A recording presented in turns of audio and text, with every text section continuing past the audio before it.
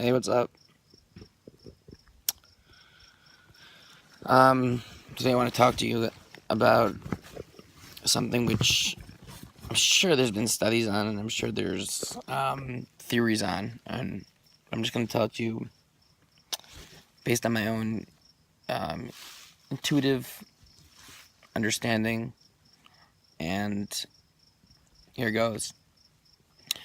What I would like to refer to this as is, oh my gosh, the sun's so strong. I'm trying to find a good spot on this hammock. As the attachment complex. What that means is that around people, one can feel a very strong need for attention and for a sense of care. Very strong need, and it can be very overwhelming. It could be almost like a drug. And I like to look at this. Let's start from the beginning. Let's start from like childhood. A kid comes to this world, and one of the needs a child needs is food. There's attention. There's physical touch. Safety. There's actually a list of needs that needs to be met, and one of the needs is that sense of love and care. And when a child doesn't get that, especially at times of pain, at times of when all children experience pain and fear and worry, that's when they can need it the most.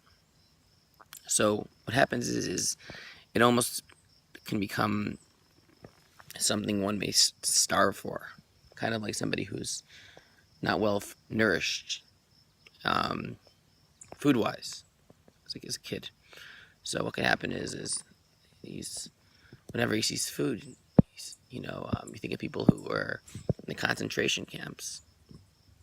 They smelled food, their whole stomach like lit up. They got this like fantasy, euphoria feeling in their stomach, like, oh my gosh, food. And then when they would attach themselves to it, they would eat it so fast they wouldn't be present. The enjoyment wasn't on a present level of how the food tastes, or because of the food itself, because the body was filled with this euphoric feeling of excitement of something that you were deprived of, then now you have a chance to get. And you eat it so fast, you're like, whoa, did I just eat it? Oh my gosh, I don't remember eating it. You barely remember. The incident happened so fast. And same thing is with attachment. People that weren't properly hugged, properly loved, properly cared for and listened to as children. Now, this is more. This usually does not happen to introverted thinkers. This usually happens a lot more to. Oh my gosh, it's so sunny. It happens a lot more to extroverts, right? Especially extroverted feelers, for sure. Extroverts that have tapped a lot into their feelings, and what will happen is that they'll spot somebody, and that person will give them a lot of attention, and they'll have this euphoric feeling like a drug, and they'll want to like connect very strongly with this person. They'll have all these fantasies of strong, powerful connection and relationships, and all these really, really, really powerful experiences. Or they could just meet somebody briefly, and there could just like you smell that food, and an attachment could actually be a real drug, and it sets a person into this kind of like wildish, fantasy-ish like mode, where they're not themselves, they're not present, they're not able to interact with the other. in a calm, present way. They're not able to notice feelings and be present for the other person. They're not able to have a real relationship, because they're really just trying to meet this this euphoric fantasy, this powerful hunger inside of them, to latch onto this attachment, to latch onto this attention, to latch onto this dedicated care that the other person can offer. And people that suffer with this will notice that they'll like being around people that are introverted thinkers, calmer, or like logical, not so a little more to themselves. People who aren't giving them that, because they'll feel like they could be more present among those people.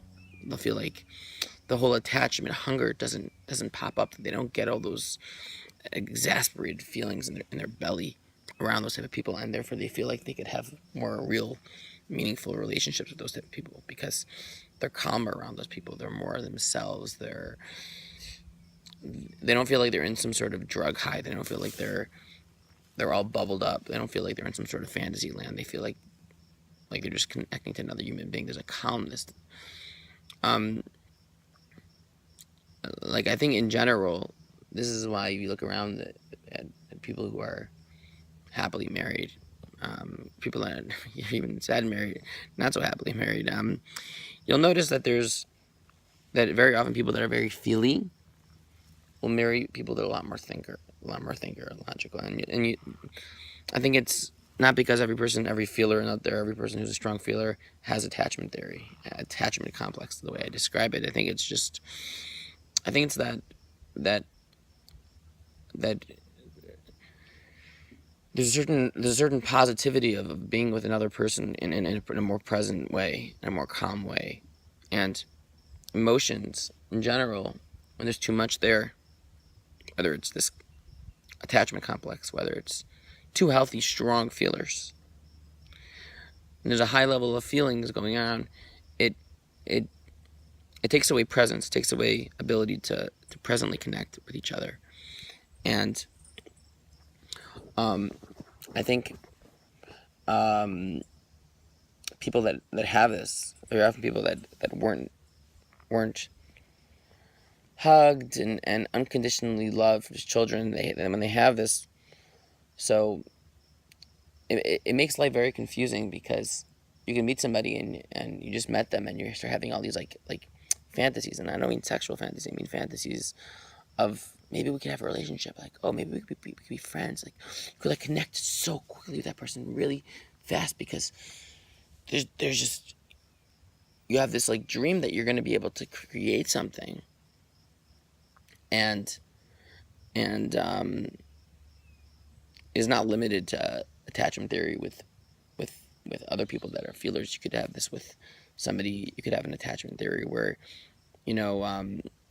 where you never had that like father figure, and therefore you meet somebody who's very calm and collective and very quote unquote the manly epitomized adult, and you could just like have this unbelievable fantasy of like, oh, like you're already thinking about how you're gonna like get married and you're gonna like have kids and how you're gonna have the dog, and you're already like planning on how you're gonna have a hammock in your backyard, and it's like, whoa, dude, slow down, like you don't even know him, for all you know he could be a sociopath, for all you know, he's not gonna like you.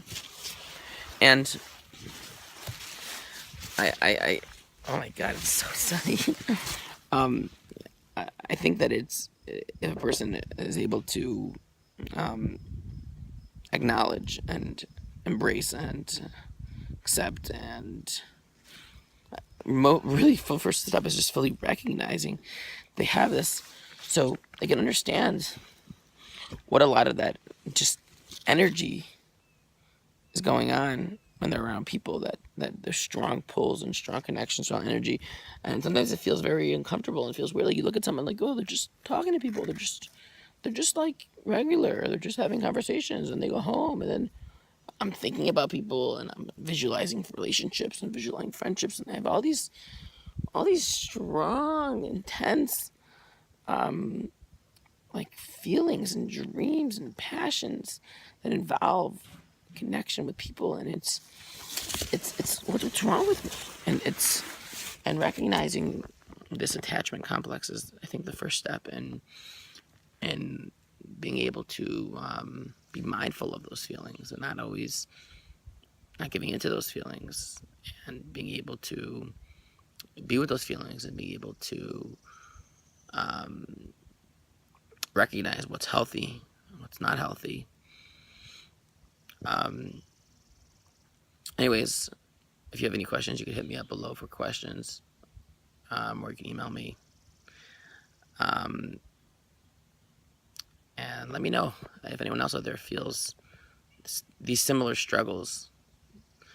Hit me up.